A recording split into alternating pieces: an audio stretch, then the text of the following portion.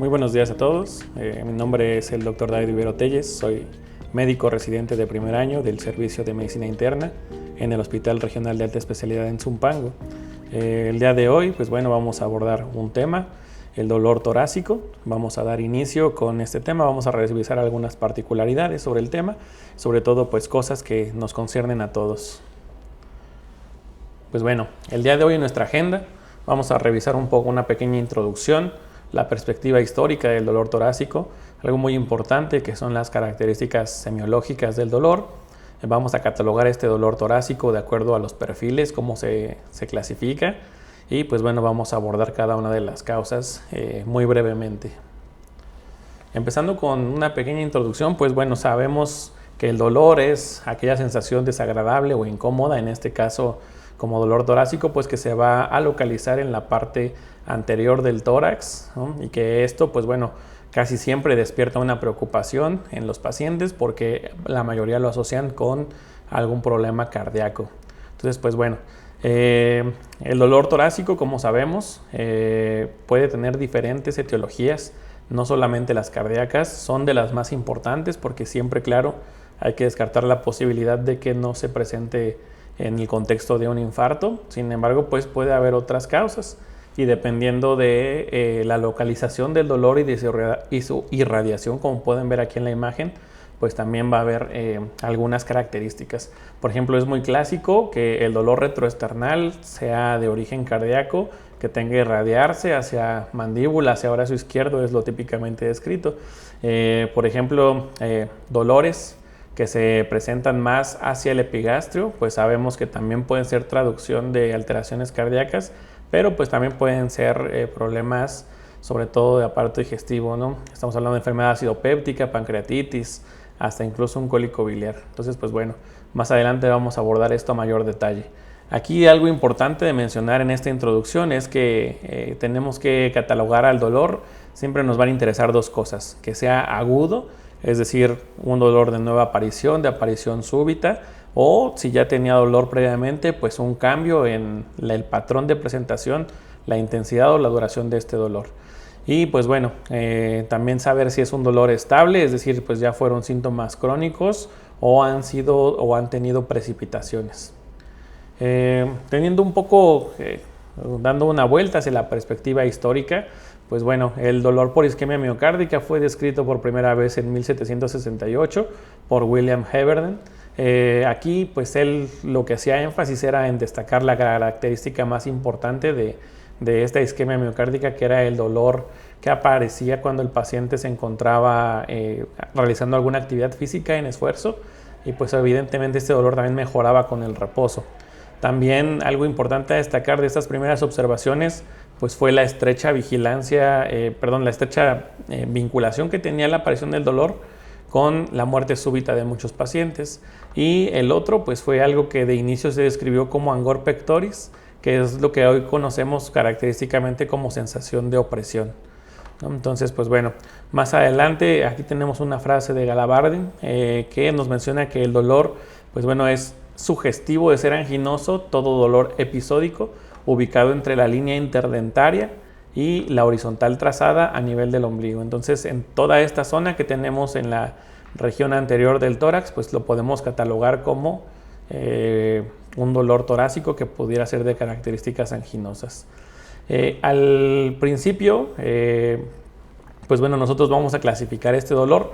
Lo podemos dividir en dos grandes grupos, si se presenta de manera central o si se presenta de manera lateral, siendo de mayor importancia o de mayor preocupación los de carácter central, que pueden ser secundarios a causas cardíacas, y de manera lateral ya algunas otras afecciones como afecciones pleurales, de la parrilla costal, etc. Entonces, vamos a hablar de las características del dolor. Este es un punto muy importante. Es la primera herramienta que va a tener el médico cuando se enfrenta ante un paciente que acude con dolor. Recordemos la semiología de cualquier dolor. Hay que saber la localización. Entonces aquí nosotros vamos a identificar si el dolor se encuentra retroesternal, si se encuentra supraclavicular, si está en la base del cuello, si se encuentra en la región posterior del tórax. Y todo esto, dependiendo de la ubicación en la que se encuentre, nos va a ir dando datos, sobre todo de las irradiaciones, de dónde puede provenir ese dolor.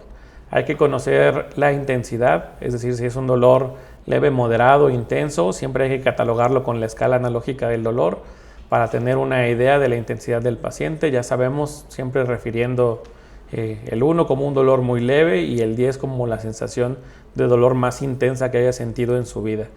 Hay que saber también si este dolor se queda en el lugar donde está ubicado con mayor intensidad o si de ahí se irradia, es decir, la propagación del centro del dolor hacia la periferia. En este caso, pues incluso nosotros podríamos catalogar algunos dolores torácicos como atípicos, dependiendo del lugar donde se presenten. Es decir, podemos tener un paciente que está cursando con isquemia miocárdica, que tiene o refiere únicamente dolor en mandíbula o en brazo, sin tener dolor en el pecho. Hay que saber también el carácter del dolor, es decir, cómo lo describe el paciente, la sensación subjetiva que nos refiere. En este caso, pues podemos interrogar de manera dirigida si el dolor es de tipo opresivo, si el dolor es constrictivo, si el dolor es terebrante, ¿no? En este caso, terebrante pues hace referencias a esta sensación como si estuvieran taladrando, ¿no? Que tiene más que ver en relación con dolor neuropático. Sabemos también que puede ser de tipo urente, en el caso en el que está relacionado con el epigastrio, y algunas otras como el dolor pleurítico asociado pues a alteraciones a este nivel puede ser referido como incluso una puntada de costado, ¿no? Como si el paciente tuviera un cuchillo o una lanza atravesada, es como se definía este dolor antiguamente. Ahora también este dolor puede tener una actitud característica.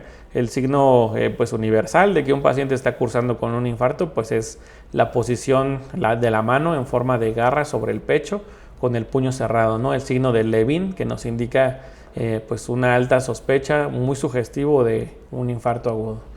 Hay que conocer también el inicio, es decir, cómo se presentó el dolor, si alcanzó el acmé del dolor, es decir, el punto de intensidad más alta de este dolor, si fue en pocos segundos, si se presentó en minutos. Hay que identificar esa parte y pues evidentemente, además del inicio, la duración. Pero aquí lo que nos va a interesar es si fue súbito y la situación en la que se presentó el dolor. Si este dolor se presentó en reposo o se presentó durante alguna actividad física. Entiéndase actividad física incluso como estar caminando, subiendo escaleras. Es importante saberlo porque nos va a hablar de las características del dolor de tipo anginoso. También hay que saber si no estuvo asociado con alguna situación. El dolor psicogénico se puede presentar posterior a un esfuerzo o a una emoción evidentemente fuerte, pues posterior a la cual se presenta este dolor. Tenemos algo muy importante en el dolor torácico, en el estudio del dolor torácico, que son los equivalentes. Esto hace específica relación o correlación con el dolor de tipo anginoso también. Estos equivalentes, pues lo que nos van a traducir es un paciente que normalmente tienden a ser pacientes mayores, pacientes con antecedente de diabetes o de hipertensión arterial sistémica, que no van a referir o no van a acudir a la consulta por un dolor de tipo opresivo retroesternal en el contexto de un infarto, sino que por las comorbilidades y quizá la edad de los pacientes puedan ellos referir este dolor más bien como alguna otra manifestación. Estos son los famosos equivalentes anginosos, de los cuales pues lo más representativo son dos. Uno, que presenten disnea, y la otra es que tengan síncope, es decir, que se hayan desmayado los pacientes. Entonces, ante el contexto de un paciente diabético mayor o con antecedente de hipertensión arterial que llega al servicio de urgencias refiriendo haber padecido síncope o que cursó con disnea y aumento del trabajo ventilatorio, pues bueno, hay que tomar en cuenta que en ellos siempre se debe de descartar la posibilidad o la probabilidad de un proceso isquémico agudo a nivel cardíaco. También la duración va a ser de suma importancia. Hay que saber si el dolor se presentó en agudo y si desapareció en agudo o cuánto tiempo duró. Normalmente para catalogar el dolor de tipo anginoso como si se trata de una angina inestable que resolvió con el reposo, pues bueno, normalmente los dolores tienden a tener una duración menor a 30 minutos. En el caso de pacientes en el que el dolor torácico perdura mayor a este tiempo, pues bueno, tenemos que tener la alta sospecha de que esté sufriendo un infarto en ese momento.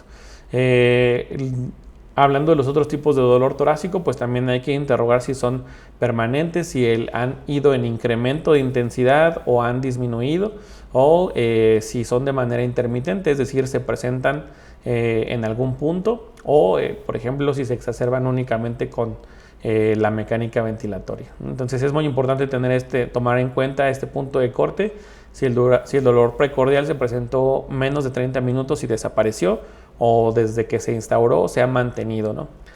Además de que, pues bueno, también esto nos va a ayudar a determinar, en el caso de que se tratara de un infarto agudo, pues el tratamiento, ¿no? Saber en este caso si los pacientes que tienen, cuándo fue el inicio del dolor, saber si todavía se encuentran en periodo de ventana para decidir alguna de las dos opciones terapéuticas que conocemos. Hablando de los desencadenantes, pues bueno, siempre hay que saber que el dolor se acompaña tanto de factores que van a hacer que se incremente o que se desencadene el dolor, o factores que van a hacer que se atenúe, es decir, con los que mejora el dolor. En este caso, pues bueno, típicamente el dolor o la angina por isquemia miocárdica se va a desencadenar con cualquier actividad física o esfuerzo físico, ¿no? Ya cuando se presenta incluso estando en reposo, que es ese dolor que despierta al paciente en la noche, pues es más sugestivo de que esté cursando con un infarto. Por otro lado, pues este dolor típicamente se va a atenuar con el reposo. Aquí mencionábamos algo importante también: el dolor de características pleuríticas normalmente va a tender a presentarse o a exacerbarse con los movimientos ventilatorios, y esto pues por la irritación sobre todo de la pleura parietal, ¿no? Aquí va a haber también interrogar algunas cuestiones, como lo mencionábamos hace un momento, si fue desencadenado por una emoción, también saber si fue desencadenado posterior a ingesta de comida, recordando que algunos dolores que se ubican en el epigastrio pues pueden ser de origen digestivo, ¿no? Entonces es importante hacer énfasis también en esta parte. Y algo muy importante es saber, siguiendo esta misma línea, en el contexto de pacientes que se presentan con dolor de localización más hacia el epigastrio, saber si el dolor que presentaron se puede aliviar con nitratos, es decir, en este caso sugestivo de una angina, o si se puede aliviar o si se alivió con inhibidores de bomba de protones, ¿no? Teniendo en cuenta una enfermedad ácido péptica, por ejemplo. Y lo más importante, pues saber si disminuye con el reposo, en el contexto también de un dolor anginoso. Aquí tenemos un algoritmo que nos va a ayudar a hacer la toma de decisiones, el abordaje del dolor torácico ante un paciente que ingresa al área de urgencias o a la consulta, que llega refiriéndonos cualquier tipo de dolor torácico. Es importante siempre, pues bueno, realizar una historia clínica completa para conocer los antecedentes patológicos pues de cada uno de los pacientes. Hay que realizar pues de manera de escrutinio de preferencia en estos pacientes ante la duda, y claro, en aquellos pacientes que tengan factores de riesgo, pues realizar un electrocardiograma para descartar que el dolor no sea de origen cardíaco. Hay otras alteraciones además de el infarto que pueden cursar con dolor torácico. Entre ellos pues podemos destacar la pericarditis, que también nos puede dar datos sugestivos en el electrocardiograma, una tromboembolia pulmonar que también puede cursar con dolor torácico y alteraciones electrocardiográficas, alguna arritmia que se esté presentando en ese momento que condicione datos de bajo gasto o de dolor precordial. Entonces pues el electrocardiograma va a ser una muy buena herramienta para podernos orientar en el diagnóstico y sobre todo pues en lo sugestivo que pudiera estarnos orientando este electrocardiograma. Y pues otro estudio que tenemos a la mano, que debe ser de primera línea en estos pacientes, es la radiografía de tórax. En ella pues bueno, vamos a descartar algunas causas pulmonares e incluso pues pleuríticas, y también pudiera ser de parrilla costal, ¿no?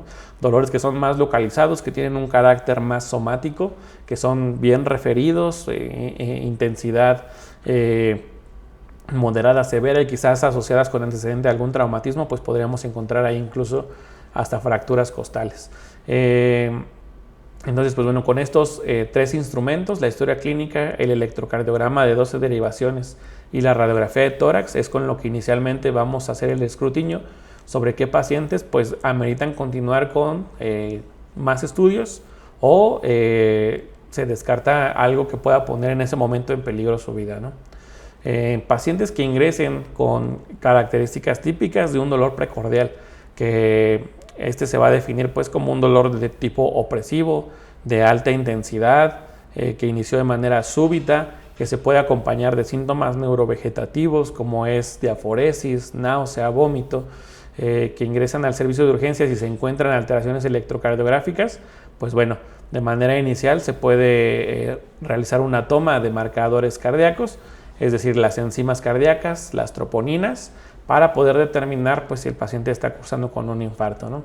Hay pacientes, esto lo vamos a determinar en el electrocardiograma, no es el tema central, pero saber que si evidentemente pues, hay alteraciones en el segmento ST, elevación del segmento, pues con eso prácticamente tenemos el diagnóstico, ¿no?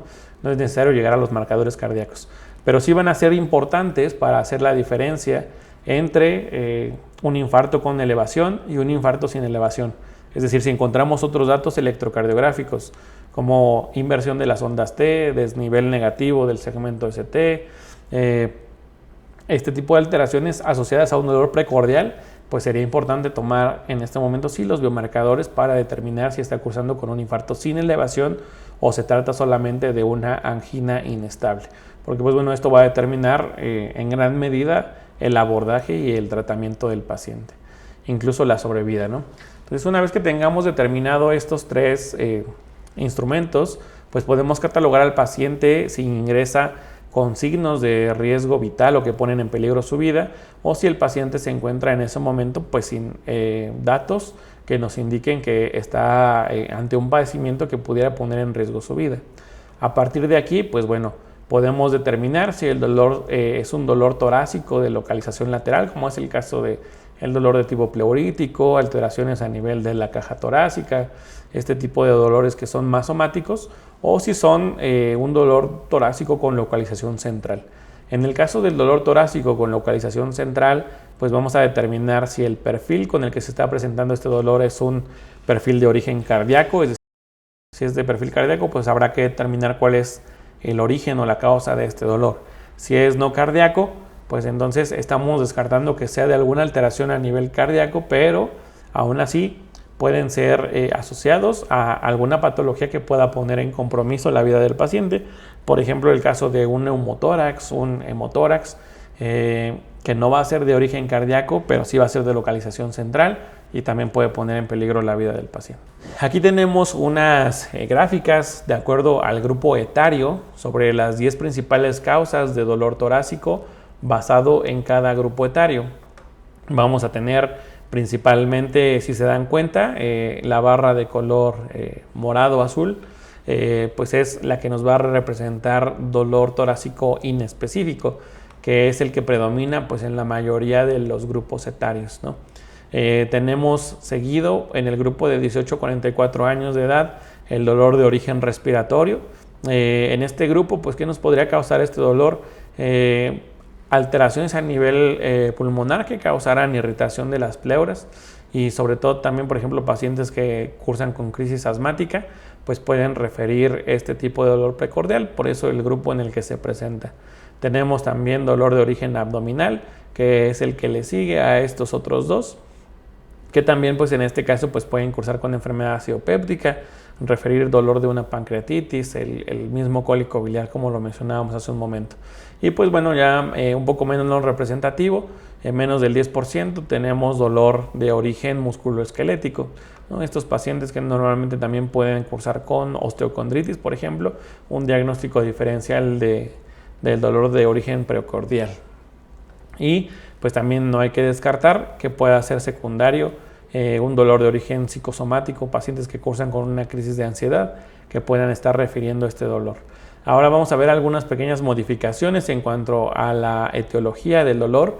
Por ejemplo, ya vemos que en el grupo de 45 a 64 años de edad ya comienza a aparecer de manera importante el dolor de origen coronario, es decir, pues secundario a aterosclerosis a este nivel, ya cobra el segundo lugar, ¿no? Únicamente siendo rebasado pues por aquellos dolores inespecíficos. Y posteriormente pues nuevamente tenemos dolor de origen respiratorio y en este grupo etario de 45 a 64 se agrega en cuarto lugar el dolor que es secundario a un infarto agudo de miocardio. Entonces ya vemos aquí cómo es la diferencia o las diferentes etiologías van a variar dependiendo de la edad del paciente.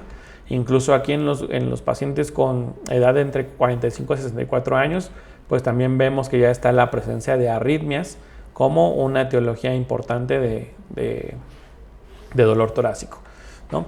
Tenemos también algunas otras que se agregan en este grupo etario, presencia de neumonías, que sabemos que realmente pues la neumonía no duele, ¿no? Sino que ya cuando hay irritación de las pleuras parietales es cuando se presenta el dolor y se puede referir como un dolor de tipo pleurítico. También alteraciones a nivel esofágico, la enfermedad por reflujo gastroesofágico en sus manifestaciones extraesofágicas, pues bueno, uno de los datos que puede llegar a dar es también dolor torácico. Avanzando hacia el grupo, mientras más es la edad del paciente, pues vemos como las alteraciones miocárdicas son las que van cobrando principal etiología. Entonces vemos que el dolor de perfil cardíaco es el que va a ser el más representativo. En el grupo de pacientes mayores de 80 años, por ejemplo, ya hay aumento en la prevalencia del dolor de origen aterosclerótico a nivel coronario. Se agrega el dolor secundario a una insuficiencia cardíaca. Está en tercer lugar, cuarto lugar, el infarto agudo de miocardio. Y pues bueno, vemos también cómo ya están aquí presentes la neumonía, que incluso ya han desplazado a dolores de origen respiratorio, ¿no? Entonces, pues bueno, va a ser importante catalogar de acuerdo a la edad del paciente cuáles pueden ser las causas más frecuentes de dolor torácico, ¿no? En este caso, pues evidentemente pacientes mayores de 45 años, de 40 años, siempre tomar en cuenta la posibilidad de un dolor de origen isquémico. Ahora bien, en estos pacientes, como habíamos mencionado, pues bueno, que se presentan con dolor torácico, se va a abordar siempre con una historia clínica completa, el electrocardiograma, una radiografía de tórax, y pues a partir de aquí vamos a ver la evolución del paciente. De acuerdo al electrocardiograma, hablando del perfil cardíaco específicamente, como mencionábamos al principio, pues tenemos que identificar alteraciones que nos puedan sugerir cuál es la etiología. Entonces, si tenemos un electrocardiograma en el contexto del dolor torácico con un paciente con elevación del segmento ST, pues bueno, sabemos que en este caso se va a abordar al paciente como un infarto con elevación del ST. Aquí no hay más. Un paciente que cursa con elevación difusa del segmento ST, que puede cursar con dolor torácico también, pero es sugestiva la curva, la convexidad que tiene la desviación del segmento, pues también puede dar datos de una pericarditis, ¿no? Sobre todo porque pues, se va a presentar de manera generalizada en las 12 derivaciones, a diferencia del infarto con elevación, que se va a encontrar mayormente localizado hacia una de las caras. Paciente con alteraciones del ST, hablando de depresión con inversión de ondas T, pues bueno, en este caso habrá que determinar los biomarcadores cardíacos para poderlo catalogar si está cursando con un infarto sin elevación o una angina inestable. Incluso una tromboembolia pulmonar que puede cursar con estos datos con alteraciones a nivel de las ondas T, ¿no? Aunque lo principal, lo que vamos a encontrar, por ejemplo, en el caso de una tromboembolia, pues son una taquicardia sinusal, es el principal diagnóstico, y como saben, pues un dato característico es el patrón de McGinn-White, ¿no? Presencia de ondas S en D1, presencias de ondas Q en D3 y presencia de ondas T invertidas también en D3. Tenemos también un electrocardiograma que no nos oriente a ningún diagnóstico o se presente de manera normal. Pues bueno, también sería importante completar un círculo torácico si la sospecha de un infarto es muy alta, tomar las derivaciones derechas y las derivaciones posteriores, y en el caso pues también repetir el electrocardiograma si los síntomas persisten, ¿no? O en el caso de que las troponinas o los biomarcadores cardíacos hayan sido positivos y no hayamos tenido cambios todavía, pues repetir el electrocardiograma. En esta cuestión, pues de tratar de descartar una de las patologías más importantes, que es el infarto. Y pues bueno, también en el contexto de una arritmia de nueva aparición, pues también seguir el tratamiento y el abordaje correspondiente a cada una de las arritmias que pueden presentarse.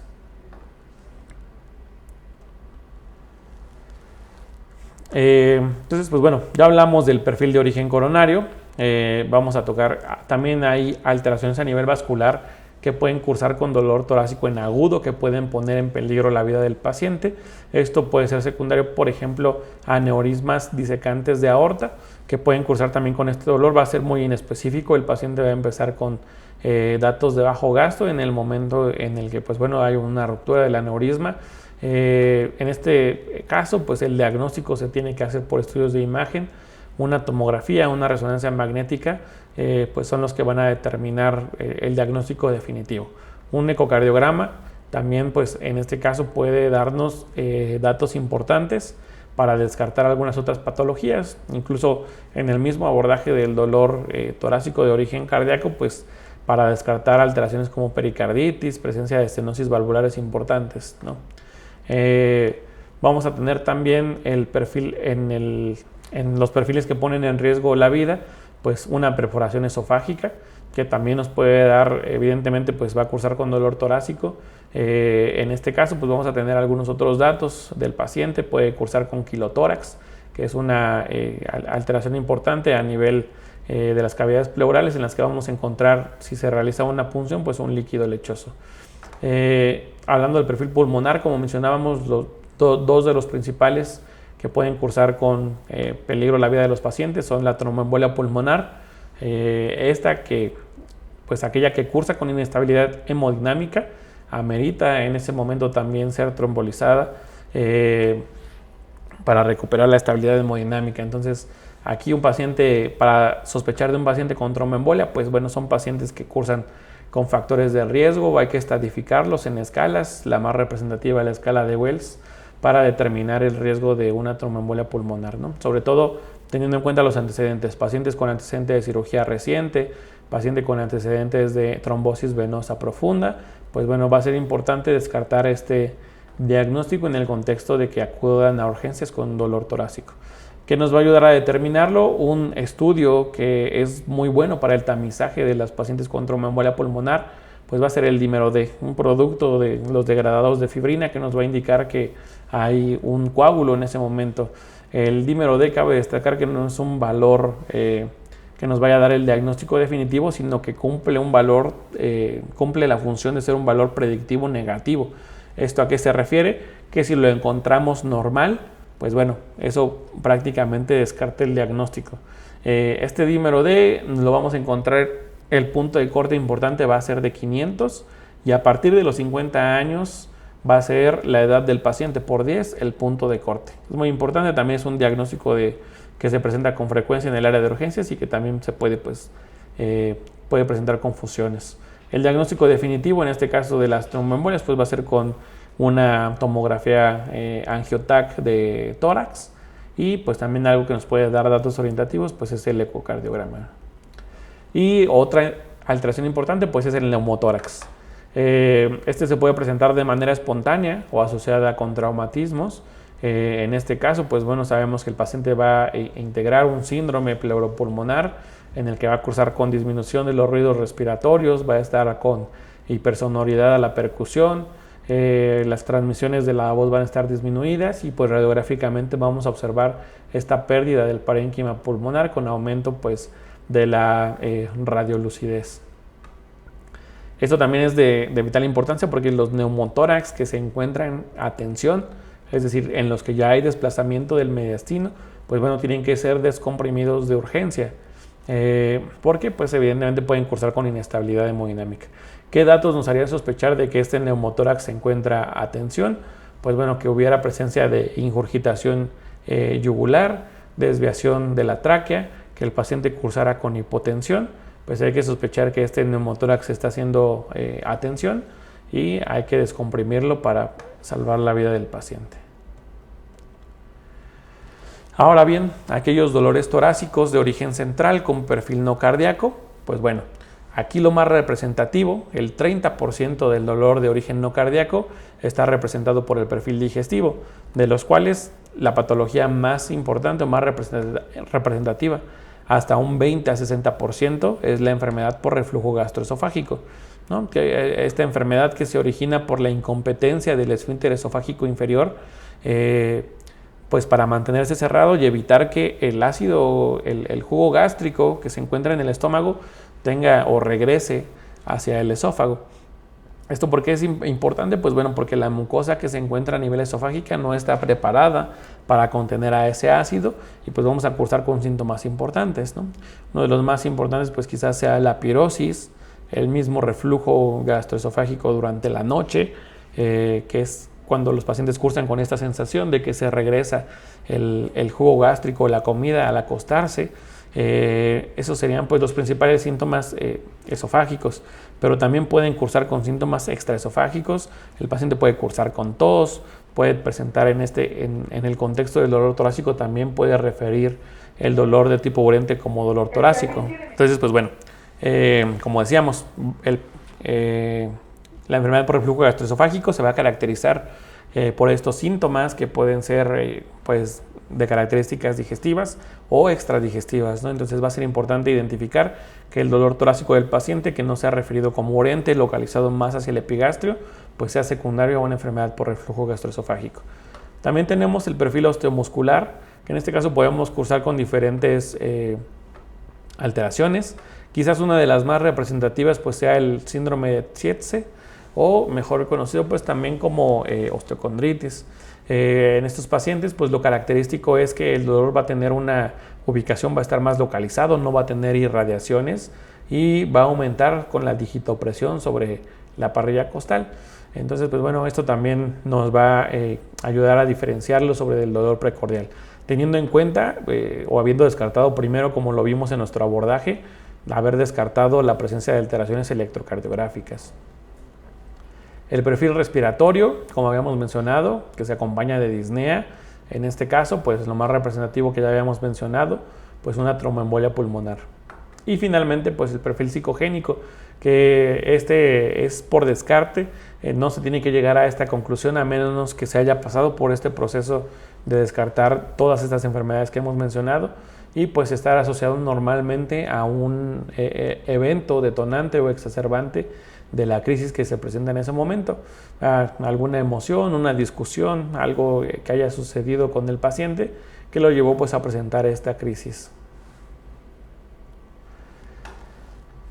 Hablando del perfil digestivo, como mencionábamos, la enfermedad por reflujo gastroesofágico va a ser representativa el 4 al 7% de todo el dolor torácico, un dolor que va a ser característico retroesternal, pero va a ser urente y ascendente.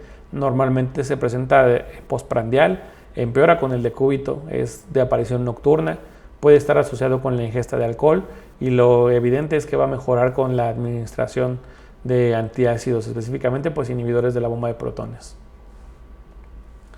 En este caso, hablando de la enfermedad por reflujo gastroesofágico, lo vamos a sospechar en pacientes que tengan síntomas esofágicos típicos, que tengan edad de más de 40 años y pues bueno, dependiendo de esto vamos a determinar el abordaje del paciente.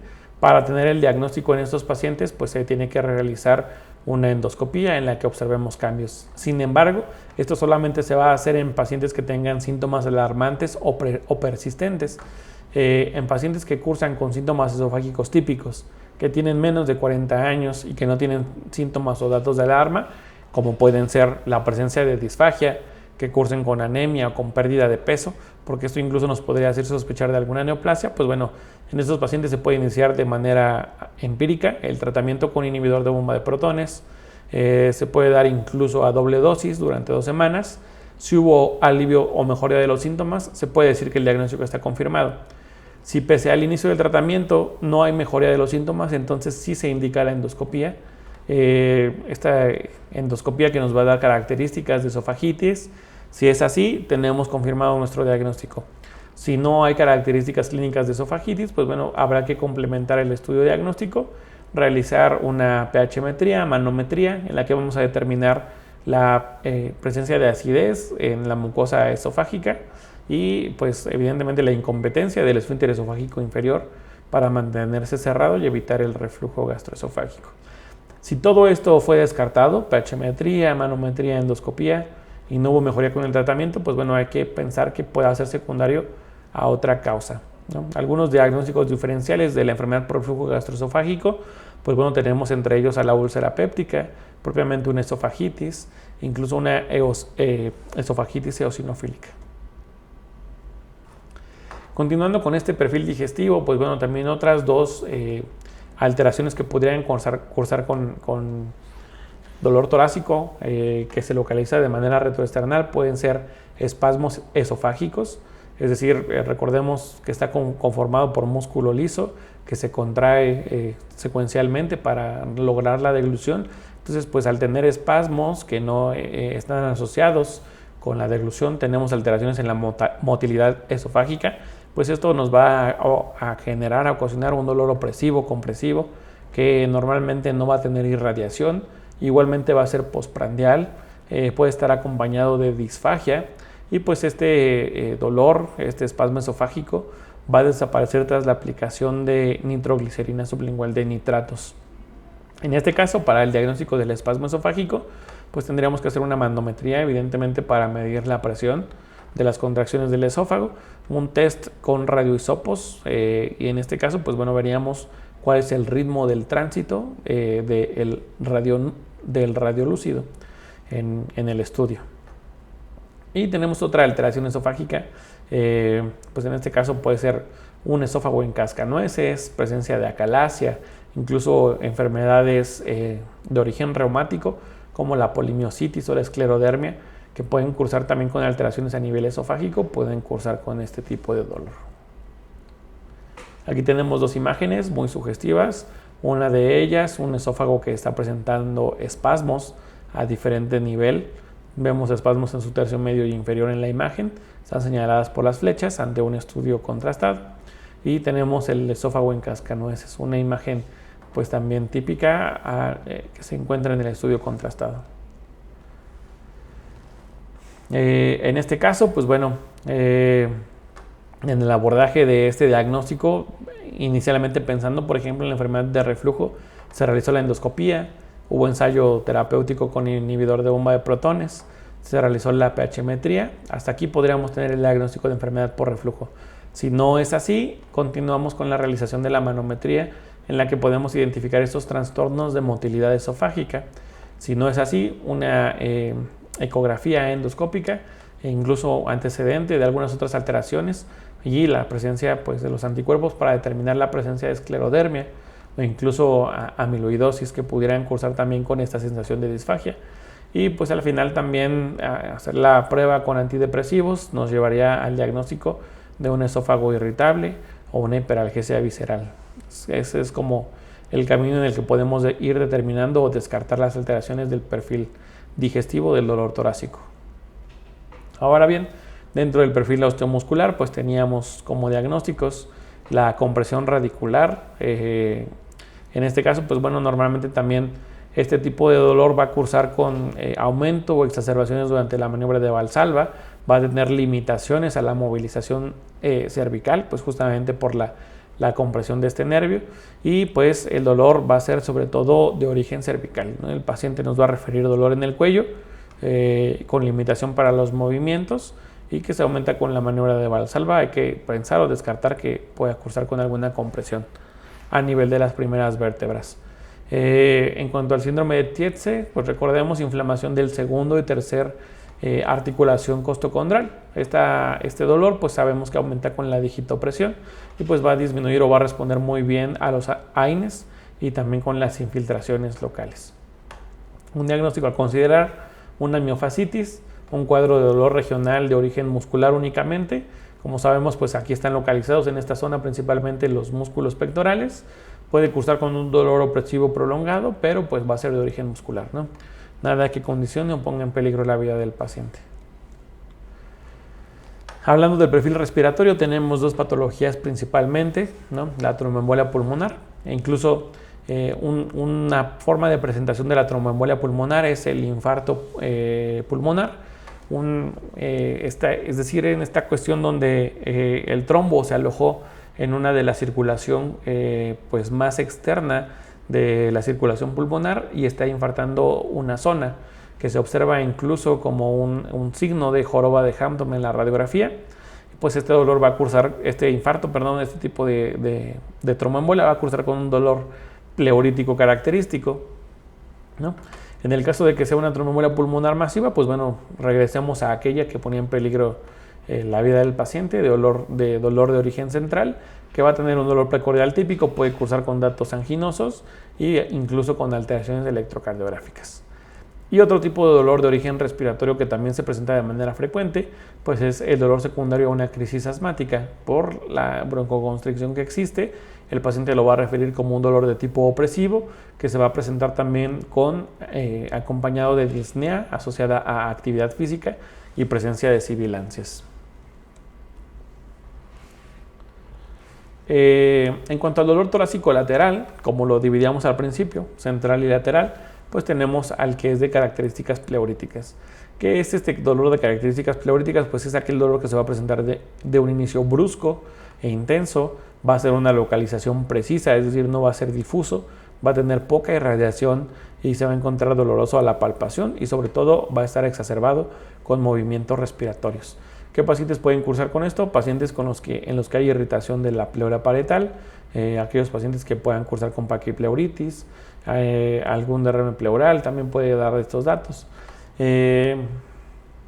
Perfil no pleural, que se encuentra con un dolor torácico lateral, pues principalmente también causas musculoesqueléticas, fracturas, luxaciones, incluso la mastalgia, que se puede asociar también con los ciclos menstruales, pues bueno, pueden cursar con este tipo de dolor que no es central y pues va a ser de origen periférico. Hablando del dolor pleuropulmonar de origen lateral, pues tenemos principalmente a la neumonía, sobre todo aquella que pueda cursar con empiemas, por ejemplo, en los que ya hay irritación de las pleuras, presencia de tumores a nivel pleuropulmonar, también nos pueden originar este tipo de dolor, la presencia de derrames pleurales o tromboembolias pulmonares. Que esto, pues evidentemente dentro de nuestro abordaje, pues con los antecedentes y la realización de la radiografía de tórax como abordaje inicial, pues lo vamos a poder descartar. Y finalmente pues tenemos el perfil psicogénico, que como habíamos mencionado va a ser por descarte, una vez habiendo descartado toda esta antesala de enfermedades que son de significancia, pues bueno, se puede realizar también un diagnóstico asociado a un dolor psicosomático. Hay muchos pacientes que cursan con crisis de ansiedad que refieren un dolor precordial intenso muy similar o de características anginosas.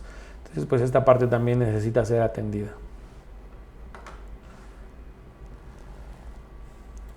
Y bueno, finalmente, pues algunas otras causas de dolor torácico lateral que son de origen no pleurítico, pues como ya hemos mencionado, tenemos causas osteomusculares, algunas espondiloartrosis, presencia de cifaloescoliosis, es decir, alteraciones a nivel de la columna vertebral, incluso fracturas o luxaciones costales, la presencia de infecciones o tumores a nivel óseo, el síndrome de opérculo torácico en el que existe pues un tumor pulmonar, el tumor de Pancoast, que se localiza normalmente en los ápices, este tumor que puede comprimir la salida del paquete neurovascular y pues nos va a cursar con este síndrome de opérculo torácico que se caracteriza por neuropatías y pues alteraciones en cuanto al flujo sanguíneo dependiendo de la movilización del miembro afectado, bursitis o tendinitis inclusive. Y pues bueno, también de origen, sobre todo patología localizada a nivel de las mamas, tenemos las mastalgias, que como les mencionábamos, pueden estar asociadas a diferentes etiologías, incluso únicamente a ciclo menstrual, la presencia de mastopatía, mastopatía fibroquística sobre todo, que normalmente también tiende a cursar con este tipo de dolor que se caracteriza o es más referido como dolor en forma de piquetes, mastitis, infección de la glándula mamaria, y pues también no descartar la presencia de tumoraciones a nivel mamario, también teniendo en cuenta pues los antecedentes y la edad del paciente. Presencia de dolor de patología abdominal, alteraciones a nivel de la vesícula biliar, el cólico biliar es muy característico, presencia incluso de abscesos que se encuentran de manera subdiafragmática, pueden cursar con este tipo de dolor. La presencia de aerocolia, es decir, no hay otra cosa más que presencia de gas a nivel intestinal. Y pues bueno, también otro diagnóstico que se debe descartar ante pacientes que refieren dolor torácico, pues es la presencia de una neuralgia por herpes, ¿no? Sabemos que el herpes zóster, que sigue el trayecto de los dermatomas, que se presenta como esta aparición de vesículas y ampollas que siguen este trayecto, pues bueno, es un dolor muy intenso, es un dolor de origen neuropático, que incluso, pues como se refiere en la literatura, el roce de la ropa o de las sábanas pues va a desencadenar un dolor intenso. ¿Qué sería lo característico aquí? Pues que tenemos la evidencia de las lesiones, ¿no? Entonces, ante esta evidencia de lesiones, pues bueno, tendremos la posible etiología del dolor. Pues bueno, con esto terminamos esta pequeña charla. Considerar dentro de las conclusiones, pues bueno, que un gran porcentaje del dolor torácico que se presenta en la consulta o en urgencias no es de origen cardíaco. Es por esto que hay que realizar una semiología adecuada para descartar aquellas patologías que puedan poner en peligro la vida del paciente, y pues considerar que ante la presencia de que se haya descartado un dolor cardíaco hay que buscar la causa. Sabemos que podemos tener causas pulmonares, causas musculoesqueléticas, alteraciones a nivel de la mama. Entonces, pues bueno, son muchas las etiologías que tenemos que descartar ante la presencia de un dolor. Dentro de las causas no cardíacas, la más frecuente, como mencionamos, la enfermedad por reflujo gastroesofágico. Ante la sospecha de enfermedad por reflujo gastroesofágico, pues recordemos que se puede realizar una prueba con inhibición de bomba de protones. En caso de resultar positiva, pues hay que realizar, se puede evitar la realización de la endoscopía, exceptuando si el paciente cursa con datos de alarma. Y otro diagnóstico muy frecuente que podemos encontrar, el síndrome de Tietze, que representa la inflamación articular en las primeras articulaciones costocondrales, ¿no? Primera, segunda hasta tercera articulación costocondral, algo muy frecuente que también se llega a confundir con un dolor de tipo anginoso. Y pues lo más importante que podemos concluir en esta plática, pues es que el dolor torácico debe ser abordado, porque también hay un porcentaje de pacientes que cursan con un infarto que no se diagnostica a tiempo y pues no reciben el tratamiento adecuado, ¿no? Recordemos siempre que el tiempo es miocardio. Pues bueno, con esto les doy las gracias, nos despedimos y pues esperamos verlos en la próxima.